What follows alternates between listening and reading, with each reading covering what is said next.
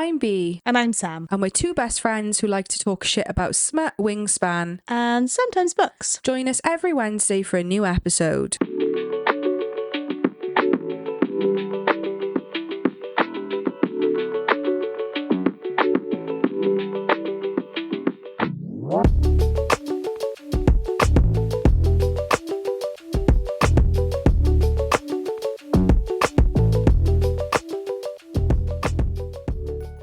Woohoo! Hi. Hiya, what episode is this? Let me... Episode 28. And we are finally doing our Wingspan draft. So I feel like since we started the podcast, I've been saying, I want to do a draft episode. I want us to do a draft. I think it'd be really funny. And you've been sort of like, don't know what a draft is, don't really care. We're finally doing this bloody Wingspan episode. Yeah, somebody asked for it a long time ago. And like, we're a podcast called A Pod of Smut and Wingspan, and actually in hindsight we don't really talk about Wingspan that much. We don't. We've been a bit false advertising, really, haven't you? Selling you a lie. Yeah. Who do we think we are? But we're here, and as promised, just going to say straight off the bat, this is spoiler free. Yes. So any books that we mention characters from, it will not be a spoiler. There's one or two characters that are a smidgy spoilers, but obviously I will like kind of forewarn you in advance and you can just skip 30 seconds if you really don't want it spoiled, but they're not really spoilers. Yeah, if you like a character, like if we thought like, oh, people might not know this character had wings, like if it develops later on, like, yeah, we'll give spoilers. Yeah, it's nothing major. Like, I think you can, and I don't think anything we're going to talk about isn't stuff that like the internet probably hasn't already ruined for you. So yeah, like we're just fine. Talking about their wings. Yes. So we're going to draft a team of 7 players each, and the aim is to try and get the team with the biggest wingspan. Obviously it's objective, it's what we think would be the biggest wingspan, so we're not ranking each other, like there's no like winner or loser, it's just both of us trying to get the people that we want. There's going to be people that are on both our lists and we're probably going to be like, oh, I wanted them. So yeah, once somebody's been picked, the other person cannot then pick them. So in essence, we've got like lists of 14 just in case the other person takes everything. Yes.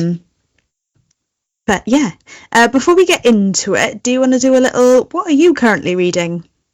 Yeah, so I am currently reading the 4th, we've been talking about this for ages, but I'm currently reading the 4th book in the Flesh and Fire series. Is it like Born of Blood and Ash or something like Born of Blood and something, Blood and Bone, I don't know. Honestly, right, I love you, Jennifer Armentrout, but you need to get more memorable titles with your books. I can tell you from Blood and Ash, I can tell you, like, isn't one called War of Two Queens? Yeah. I couldn't tell you. Crown of Gilded Bones, is it? Fuck knows. I couldn't tell you what the second book is called in the series. I don't know what it is about the way she titles books. I can't remember them. Yeah, I remember Shadow in the Ember as well. Is that this book? Is that this series? Sorry. Yeah, book 1. It's book 1. Okay, Shadow in the Ember. Yeah, that kind of maybe rings a bell. But yeah, I don't know what it is, but she just, I don't know. Anyway, so I'm reading the 4th book, the one that came out the most recently. I'm not gonna lie, this series started so good. Book 1 and 2 was hot. You've just finished 3, if I'm correct. Yeah. 3 was a fucking slog. I don't want to diss it. Like, she is such a good writer. She is such an excellent writer, but by the end of it I was sick of it, and I haven't gone straight into book 4, which isn't like me. If I'm reading a series, I usually dive straight into the next book. I've started a different book. Well, I saw that. I saw you told our good friend Caitlin's Romantasy on Book Talk that's what you've done. But yeah, I honestly can't blame you. I am almost regretting going into book 4 because book 3, the first 60% is just a slog. The last 30-40% it picks up a bit, but that's about it. That's about as weird. That's all I can say for that book. And I also knew the book 4 was one brand new out, and it's the final one in the series. So that's why I went straight in, because I was like, right, surely this has got to pick up. Like, it's got to. I am 50% the way through that book. It has been way worse of a slog to read than book 3 had, and nothing has happened. Oh, that makes me sad. I cannot fathom how she's going to wrap up this series, because obviously if you're fans of the From Blood and Ash books and you've read them, you know what the end point is. But maybe it's not the last book. She's notorious for not giving anything away when it comes to like how many, like, do we know how many books Blood and Ash is going to be? No. Do we know when the next book is coming? No. I've got a feeling though, let me just quickly check, but I've got a feeling, because after getting so far in this book, I was like, maybe it's not the final one. And then I went on Amazon. Yeah. And I'm sure it's actually advertised as the final book. Let me just double check, but I think it is. That's a shame. The conclusion to her Flesh and Fire series. No, it is. It's the last book. That's a shame. The point I'm getting at is it's dry, and I wish I'd have done what you did. And after this, I'm going to have to go read a palette cleanser because... Ugh. Yeah. So I started Trial of the Sun Queen by Nisha J. Tooley. Mm-hmm. I'm 27% in. It starts with action. I sort of understand the world that they're living in. There's a map, so it's easy to understand where people are. I've had 2 POVs so far. Both are enjoyable. FMC is enjoyable, but yeah, I'm just 27% in, so I can't say too much about it. But it's only like 400 pages, and I just needed something after book 3 of Flesh and Fire. Like, just like get me. Yeah. And our good friend Caitlin's Romantasy highly recommends these books. And she's currently arc reading the 3rd or the 4th one. One of them. Yeah. Yeah. I can't remember. I think, it's a 4-book series, I think. So I think she's arc reading 3 the 4th. Yeah, okay. 3 are out, yeah. So I'll keep you definitely updated. on the TBR. If you like those books and you want us to talk about them, tell us, comment, TikTok us, email us. At the moment, it's given Bridge Kingdom, Throne of Glass. Yeah, I won't say too much, but that's the vibe I'm getting at the moment. I like it. Yeah. Hi everyone. Hope you're enjoying this week's episode. If you're looking for more A Pod of Smut and Wingspan content, head over to our Patreon, which is now live, where you'll find monthly bonus content and have the chance to have your say in what we release on the podcast. Subscribe and have a listen. We've got a full episode of all the books that we would recommend to scratch the ACOTAR itch. But for now, enjoy the rest of this episode and we'll see you soon. Shall we get into the draft? Yeah, so do we want to just... Because I feel like a lot of people like me who are listening don't really know what a draft is, because I didn't know what a draft was before you told me about it. Yeah. So a draft is drafting a team of somethings. So obviously most typically seen in fantasy football, or, soccer, football, where you make a fantasy team. So a team of your choosing, where you draft different players, and they can be from different teams, so you're not subjected to just one sports team. You can open it up across the board and have a mixture of people in your team. So that's what we're going for. It's not a specific book. Mine definitely sticks within the fantasy genre, and I assume Bethan's does. Oh yeah. Yeah. So we're sticking to the fantasy genre where we get our wingspans from, but what we're going to do is go back and forth between us, draft a player for our team each round, and talk about why we've drafted that player. So spoiler free, like B said, but we're just going to say why we believe this player has a large enough wingspan to warrant them being in our team. Yeah. Ultimately, when you do these kind of drafts, when the ones you've sent me the examples of people do them on TikTok, the end goal is to have the winning team, isn't it? The stronger team. But ultimately, it's going to take us time to explain who we've got, that we're not going to bicker at the end of who's got the better team. Or are we? No, I don't No. think so. I think it's objective because at the end we could both look at our teams and go, I've got the best. Like, it's very subjective. Is that, I don't know what it's objective because or is it subjective? Subjective. You're doing great, sweetie. Thanks, Mom. Yeah, it's subjective, isn't it, to what we think. So, you might think, oh my God, I've got the best team, and I might be like, babe. But, ultimately it's our opinions in it. And have you got a name for your team, or are you just calling it Team Sam? Oh, I've just written Team Wingspan. Oh, okay. You could be Team Smut, and I'll be Team Wingspan. Yeah, okay, cute. Okay, so, yes. So usually we toss a coin to decide who goes first, but you went first for the tattoo, so I'll go first. Unless you want to rock, paper, scissors, eh? No, let's rock, paper, scissors. That's funny. Let's do it. Ready? Rock, paper, scissors. Oh, hang on. Yeah, this is the thing where it was sync.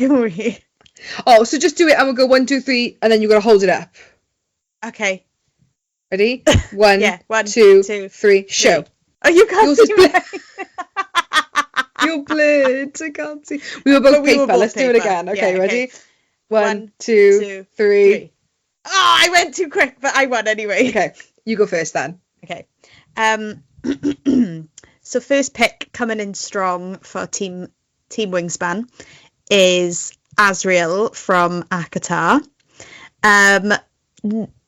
Not only because I feel like it's mentioned in at least one book that he has the biggest wingspan. I think when Feyre's talking about their wings, she says that Az has got the biggest. But because in a book that I won't preface, a character is in an underground cavern with Azrael, and she mentions that when he flies, his wings smooth across either side of the cavern. That's how wide his wingspan gets, that he can touch both sides of this big cave cavern that they're in. And for that reason, Azrael is cream of the crop, top pick for me. Okay, so again, just to re-preface for anyone listening, that the idea is that when Sam or I pick a character, we can't duplicate, right? So now that means that Azrael is off the playing field. Now, I read you like a book, Sam. I've been your friend for too many years, and I knew that this was the tactic you were going to go, right? When I was writing my list, I was like, I know Sam's going to go in for the big guns. She's going to go for the obvious ones. So I went clever. I went so sneaky. I went so not off script, but I really researched and dug deep out of the books that we've both read, because I was like, there's got to be better options out there that she wouldn't think about. So are you, sorry, before I jump ahead to my choice, you're done? Yeah, Azrael is my number one pick. And I knew you'd go Bat Boy. I knew you would. I read you like a book. My number one is a character from the Flesh and Fire series, known as Nectus. Because I went big, and I was like, she's never going to think to go for Nectus first. And we're talking big. He's on my list. He is on my list, but again, not a spoiler, because this character isn't a spoiler. The fact that this character is a draken or dragon or whatever they call it is not a spoiler. And we see him in Blood and Ash as well. So yeah, nothing about this character existing as a spoiler. So like we said, we're not ruining anything for you. He, in the Blood and Ash series world, drakens are people who have human forms and can shift into a draken, aka a dragon, basically. Yeah. Nectus is the original, the OG person draken, and is the biggest and the baddest. He's a big boy. So, and that's why I was sorry. No, sorry, I was just going to say, it's mentioned so many times that, the other draken are dwarfed by him. They all look tiny in comparison to Nectus. He is huge. And also, again, not a spoiler, but pretty much any other draken in these books, whatever ones you read, are terrified of him. Everyone, nobody crosses him, nobody goes against him, because he's the biggest and the baddest. So I was like, if we're going to really argue who's got the winning team, if we're talking if we're going down to the meter, to the foot, Nectus has got a big one. I reckon he's got easily, 12 plus feet, tip to tip. if not more. Yeah, no, easily. Big boy. Yeah. So that's No, my he was number on 2. He's on my list. Sorry, that's my number 1. What am I on number Yeah. 2? He's on my But list, so He's off the list now. I've just written your name next to him. My number 2, Mm-hmm. staying in Jennifer L. Armentrout's world. Mm. My number 2 is Daddy Niktos. It's my fucking number 2. I thought I was so clever going like bang bang, but okay, yeah, fine. Because obviously his wings are made of like shadow and ether. Mm-hmm. And I just think, well, surely he could will them to be as big as he wants them. So surely there's no end to how there's no end to how big he could make them. Yeah, like what's different about him and Nactus? Again, we're not spoiling anything here from the Blood and Ash series. Like, Niktos is a character that's talked about. Anybody knows the prequels are about this character, Niktos. Him having like kind of shadowy wings is not by no means a spoiler. No, yeah. Not a spoiler. But yeah, whereas like Nactus, his size is his size, right? I agree with you. And maybe when we see them in the books, they probably wing to wing might not be as big as Nactus, but I agree with you. The options are infinite because maybe he could just make them as big as he wants. Yeah, I feel like knowing that they can just will things to do what they want them to do, I'm like, will them as big as you want. Like, keep going. So for that reason, Daddy Niktos is my number 2. Okay, so that was my number 2. So obviously I've now deleted him off my list because Daddy Niktos is gone. So that means I'll default to my number 3, which is now my number 2, which is Cain Ravenwood from Dawn of... I knew you didn't want him, and I was like, I'm going in big. So again, for anybody who's read the Sacred Stones, Dawn of Onyx, A Promise of Peridot books, Cain Ravenwood is the main MMC. Again, not a spoiler by knowing that he has a dragon wyvern form. It's literally like in the first chapter of the book, basically, that you read it. So not a spoiler by no means. And as an individual, like King Ravenwood, Cain, Daddy Cain, honestly, right, at times gives a big dick energy than like High Lord Rhysand. Agree. He has so much. He's super like aggressive, but in a good way. If you can be aggressive in a good way, violent in a good way. Let's put it that way. And like some of the things that he says is pure filth. So we don't really get like much description about him as. Are they called dragons in that book or like wyvern? I can't remember. No, they're dragons. But like, it's big. We're talking well, big. He's on my list, and I've written down carries multiple people on his back.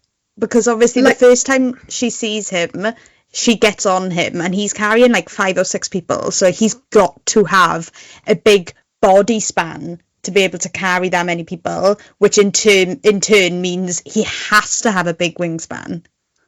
Yeah, and if we're talking, like, I know these are not the same world, so I'm just fantasizing. I think of the people that we've spoken about thus far, so dragon-wise, not like Azrael, because he's more human with wings, or whatever, Illyrian. I reckon if we were to compare Nactus and Cain, I reckon Cain's a bigger dragon. I reckon Cain's a big boy, like a big boy. I agree. So that's now my number 2. Gutted. My number 3, pretty much for the same reasons that you picked Nactus, I've gone for Ternanok from 4th Wing, based on everyone says how he's the biggest dragon. Everyone says how like nobody would bond him because he is like the most rare and biggest dragon. I think at one point he's got Violet on his back, but he's got another from her wing on his back who's injured. So like obviously he's able to carry multiple people. So and just because everyone talks about how scary he is and how big he is, and from some of the fan art, like when you see Violet standing in front of him, he's huge, massive. So for that reason, Ternanock is my number 3. So I had Tern on my list, but he was the bottom because, again, read you like a book, Sam. I feel like I could have written your list for you because I knew you going big with Tern. I knew he'd be at the top for you. I kind of thought he'd be a second or third, so that's fine. You can take him. I was expecting to not have him on my team anyway. Oh, okay. My number 3 is a little old wyvern from a series called Throne of Glass who loves to sniff the flowers. And his name is Abraxos. Now, again, this is not a spoiler for Throne of Glass. Like, by you knowing this character exists is not a spoiler. Abraxos, when you get to the wyvern bits of Throne of Glass, because they don't come into, like, book 3, if I'm right, until, like... Depends what you read first. Yeah, if you read Assassin's Blade, then it's book 4, but they don't come until book 3. And I'm not going to go into, like, talk about, you know, too much, because I don't want to spoil things, but... Abraxos is a wyvern that is known as, like, the smallest, right? So, like, actually, in terms of all the wyverns in the Throne of Glass world, Abraxos is, I actually think, is the smallest. But he has the courage of 10 wyverns. Yes. So, for that reason, I still think a wyvern is pretty big. Oh, yeah. Well, they have riders, so they've got to be big enough to... Yeah. Like their wings have got to be big enough to carry them and somebody on their back. So they've got to have a certain type, like a certain amount of mass. Yeah. And I was just thinking, so far we've had a lot of, like, I think Abraxos is described as male. I think Abraxos is male. But so far we've had a lot of, like, big dick swinging men on my team, right? So we're talking Nactus and we're talking Cain Ravenwood. So I just think Abraxos, despite being, like, scary, really balances out that toxic masculinity, you know? Yeah. No, I agree. He's on my list. I mean, probably everybody that's on your list is on my list and vice versa. But yeah, gutted, to be honest. Gutted. Okay. Number 4. My number 4, I have gone to Amber v. Nicole. I've gone Gods and Monsters. Okay, yeah. And I have gone for our badass Diana in her Igmorathan form. I really thought I had you with that one. I thought you wouldn't think of it. And I was like, oh. It was a little bit further down my list, but she was on there. Again, for the reasons that basically you just said, she's got such big dick swinging energy that in my head, whenever she talks about taking her Igmorathan form, I assume it is massive. I feel like she's got to prove a point to, like, Alistair and Tobias. I feel like she's always trying, like, because they're horrible to her. So I feel like she's trying to, like, one-up them. She's trying to swing her dick. And, yeah, I think that her Igmorathan form is huge. So, am I right in saying, again, not spoilers for the series, but Diana, because again, you get these literally in, like, the first 2 chapters, you know that Diana is, like, has different forms. Yeah. Is Diana's Igmorathan form her wyvern, or are they 2 separate things? They're the same thing. Okay, I thought they were. It's one and the same. Yeah, so 100%. Diana was on my list. She was a little bit further down, I think. But yeah, I really thought I had you with that, because I was like, oh, maybe she won't remember that she has, like, wingspan. Obviously you did. But yeah, completely agree with everything you've just said. Like, we're talking just generally a lot of the characters that we had to pick from were just male. That's why they're predominantly male, not because, like, we prefer, it's just that's the case.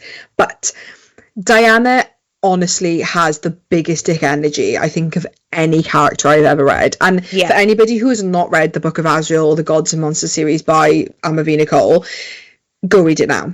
If you haven't, if this is the first time you've ever listened to us and you haven't, we have episodes on it, which are spoilers, but you need to go read that series, because Diana as a character is, I just remember her on a random day. You know, you have, like, a Roman Empire. Like, I think Diana Martinez is my Roman Empire, because I forget how just, like, fucking class she is. Yeah. No, she's amazing. 10. Gutted, you took it from me. Okay, so then that means so my next one was always going to be my next one, but further down the line is shifted now. My next one, we are going to a little old duology. Well, it's a duology. There's more books in the world, but these characters are only in a duology, known as the Nyaxia duology. And my number 3 is Rain Ashraj. Is that how you say his name? Ashraj? Yeah, I think so. Yeah, so again, he's the main male character in The Serpent and the Wings of Night and The Ashes and the Stark-Cursed King. Yes. And again, not a spoiler, like, Rain is like the second character you meet, and he, like, everyone in this world has wings, or pretty much everyone does. So again, not a spoiler. No. Rain's wings, a little different to anybody we've come across thus far, are actually feathered, if I'm correct in saying. Yes. Yeah, they're like black feathers, aren't they? I think am I right in saying that he can, like, make them disappear and reappear? Yes. Yes. And I feel like Rain, in terms of, like, morally grey men in the books that we read, like, doesn't get enough credit for how big dick energy he is, because actually he's not really, he does a few morally grey things, but he's not actually that morally grey. Like, deep down as a person, he's a very good person, and he's just sort of been forced to do quite bad things, but he doesn't really have a choice, if that makes sense. I guess a bit more like Rhysand, but so I sometimes forget that, like, but Rain, I reckon Rain's packing a few inches. Gotta. Easily. And they're feathered. Yeah. Which is just hot. The feathers really do it for me. They don't do it for my allergies. Oh. But I was just thinking, when I'm thinking of Team Smut, like, Rain is, hot. Yeah, no, I agree. Was he on yours? He wasn't. Ooh. Stunning. Although I love that series, I absolutely adore that series, but he didn't come to the forefront of my mind when I was writing my list. Okay. So what are we on now? We're on 4? So this will be my 5. That was your 4. Oh, 5. Sorry, that was my 4. Yeah. Okay, yeah. So after this, I've only got 2 spots on my team left. Yikes. Shit, okay. So my number 5... I have gone to a little book series called The Kindred's Curse Saga, and I have gone for Sorai, who is the Crown's Gryphon. Yes. And I've gone for this, again, thinking of, like, the body mass, because there is reference at some point to Sorai carrying at least 2 people on her back, maybe more, but I can definitely recall 2 people being on her back. So I'm thinking her body mass has to be a certain size to get people on her, so then her wing mass has to be even bigger again. Yeah. And Which is funny, because, like, when you think about Tane carrying a couple of people, in my head Tane is huge, but actually in my head Sorai I always imagined as being quite small. But the fact that you said that she carries 2 people, which you are right, like, actually maybe she isn't as small as we think she is. Well, I just think she's got to have a certain wingspan to keep herself in the air with, you know, a certain weight on her. Yes. I know that when people are approaching the palace, they say about how big the palace's Gryphon is. So for that reason, I have gone for Sorai as my number 5. Okay. So I actually didn't have Sorai on my list. I didn't have anyone from the Kindred Curse Saga on my list. My number 5, we're going back to Throne of Glass, and it's another wyvern, and it's actually a character called Asterin's wyvern, which is Nareen. So not like, I actually had to Google this name because I knew that Asterin had a wyvern, but like I couldn't have told you any other wyverns. I don't know. know, but Asterin's wyvern is known for being really big. So, like, that was what we said about Abraxas, is that he's the smallest wyvern.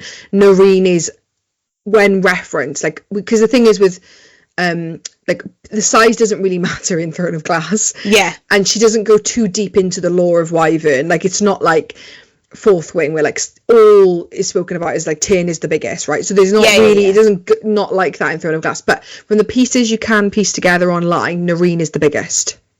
Oh, okay. She's blue, if you remember, whereas Abraxos is black. And yeah, I just thought, like, do you know what? Asterin, again, not a spoiler, but like Asterin as a character has such big dick energy. I mean, all of the witches have big dick energy. Oh my God. They are the definition of big dicks. Yeah. But yeah, if I had Abraxos on my team, I feel like I've got to then try and get the biggest wyvern in that world, which is Nareen. And I mean, again, no spoilers, but knowing what we know in that series, I think the like courage that individual has and that wyvern has is like something I wanted on my team, you know? Yeah, no, it's not on my list. Obviously, I was aware that other wyverns in Tog were bigger.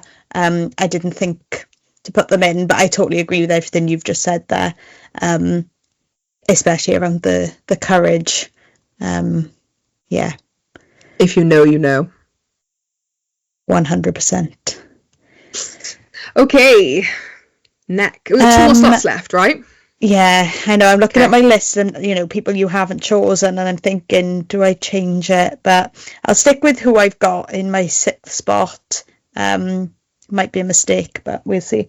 My 6th spot is a Crescent City character. And I have gone for Mr. Hunt Athalar. That was mine. I've got quite a few left. And to be honest, my bottom ones were very fluid. You know, I wasn't that's like I'm looking at my list thinking, who do I want to pick?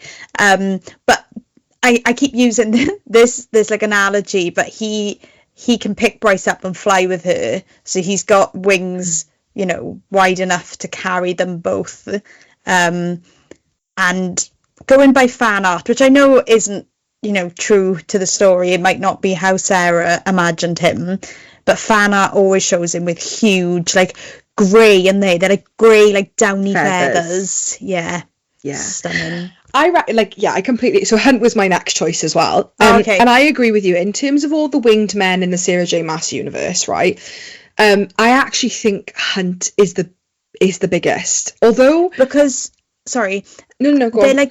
They're different shaped as well. They're not like classic come up shape, because they sort of like the angel wings. Top. Yeah. He's an archangel, isn't he? So, and I reckon when he fully, I just think like there's so much emphasis on the Bat Boys being like, because they do have big dick energy, all three of them do, right? And so does Hunt. But Hunt is, a lot of people like undercut Hunt, because actually in terms of the toxic morally grey man in the Sarah J. Maas universe, he's actually not really that bad. Like, he isn't a bad person. He isn't at all. He's a big fucking green flag. So I think people think, because he's a bit of a softie, that like, you know, like Hunt's such a like, people just think he's so plain, you know.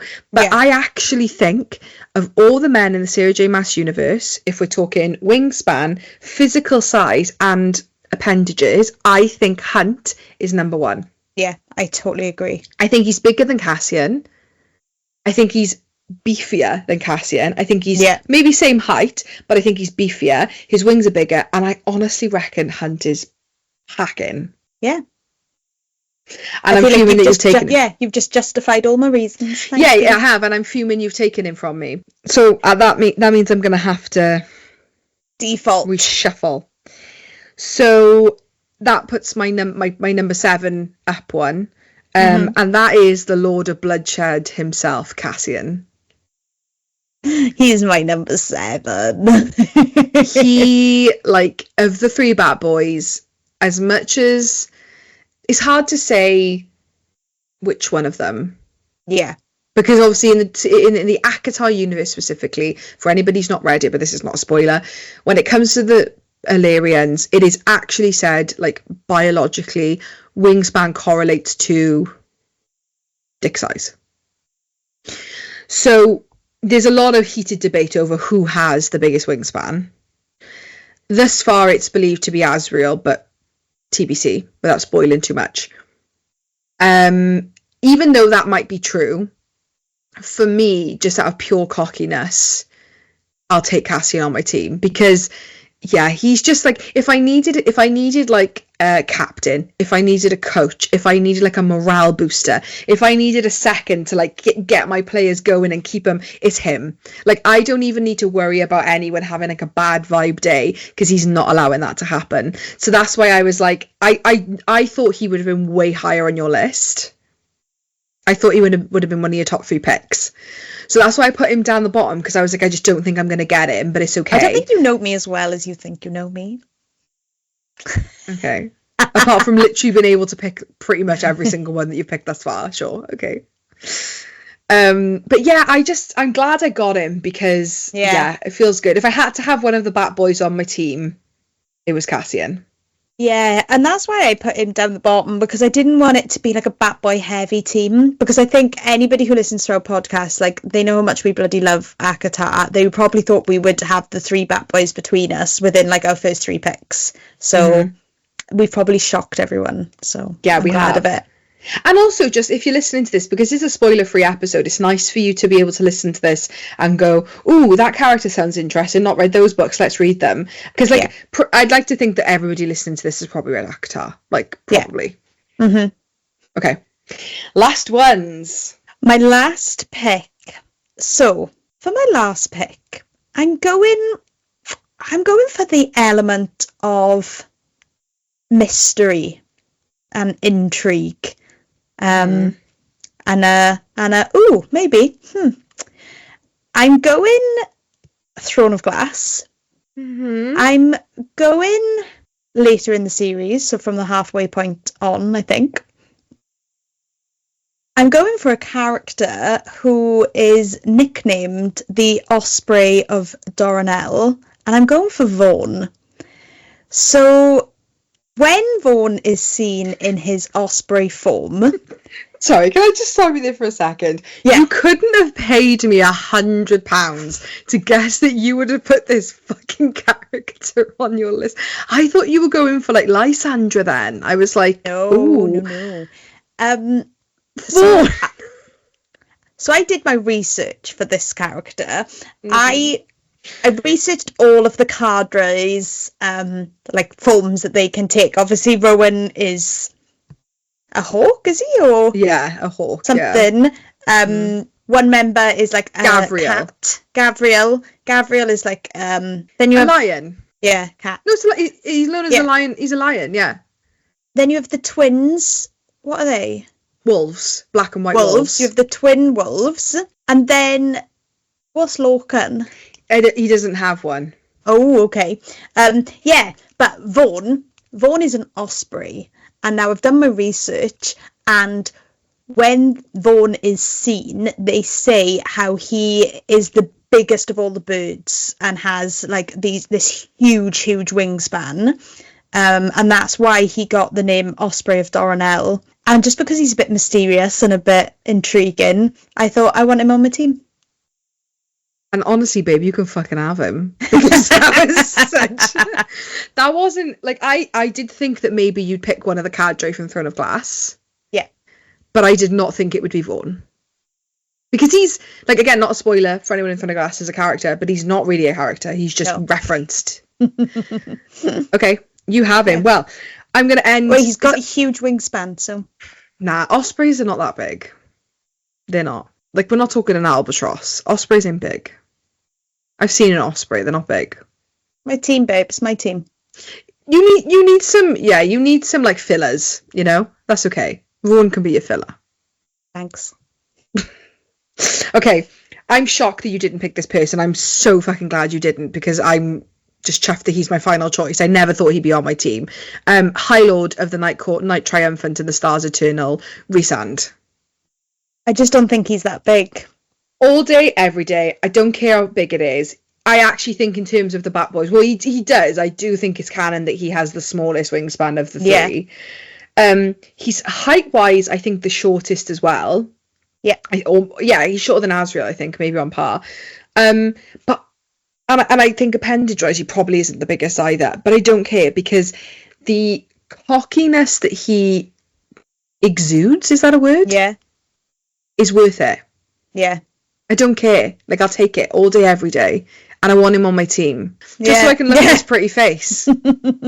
Just so when we do topless training sessions, I get to see the High Lords of the Night Court with his kit off. So to wrap it up, Team Wingspan coming in hot and heavy with Azrael as my first pick.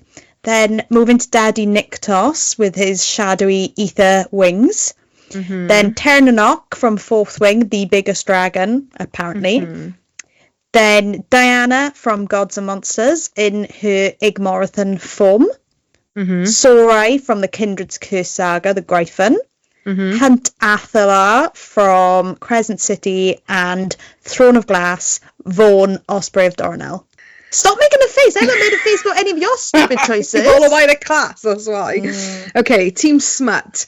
And we didn't have a winning team, but, you know, we all know who would have won if we did. Coming in hot and heavy at the beginning, we got Daddy Nectus from the From Blood and Ash Flesh and Fire series. Then we've got from the Dawn of Onyx Sacred Stone series, Cain Ravenwood in his Wyvern Dragon form. Then we have from the Throne of Glass series, the Wyvern Abraxos. Then we have from the Serpent in the Wings of Night, Nyaxia Duology, Rain Ashraj.